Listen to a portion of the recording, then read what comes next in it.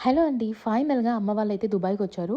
So, చాలా రోజుల నుంచి అడిగితే ఫైనల్‌గా ఇప్పుడైతే టైం ఇచ్చారో అది కూడా 10 డేసే. సో, ఈ 10 డేస్‌లో మాకు వీలైన ప్లేసెస్ అయితే వాళ్ళకి చూపించాలని సో, ఈరోజైతే మేము గ్లోబల్ విలేజ్‌కి తీసుకొచ్చాము. ఈ గ్లోబల్ విలేజ్ అనే ప్లేస్ ఏంటి అనంటే ఓన్లీ వింటర్‌లో మాత్రమే ఉంటుంది.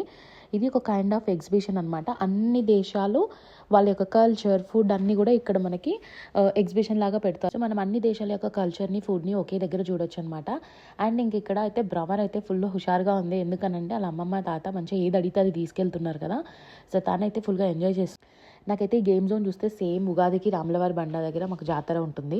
ఆ జాతరలో ఇట్లా చిన్న చిన్న రంగుల రాట్నాలు, ట్రాంపోలిన్స్ పిల్లల కోసం పెడతారు. సేమ్ అట్లనే ఫీలింగ్ వస్తుంది. అండ్ భ్రమర్ అయితే ఇంక అసలు వినడమే లేదు మా మాట. ప్రతీది కావాలని అడుగుతుంది. వాళ్ళు ఓకే చెప్పడం, మేము అడగడము ఇదే అనమాట. సో, ఇట్లా అయితే అమ్మమ్మ, తాత టైంని మంచిగా ఎంజాయ్ చేస్తుంది భ్రమర.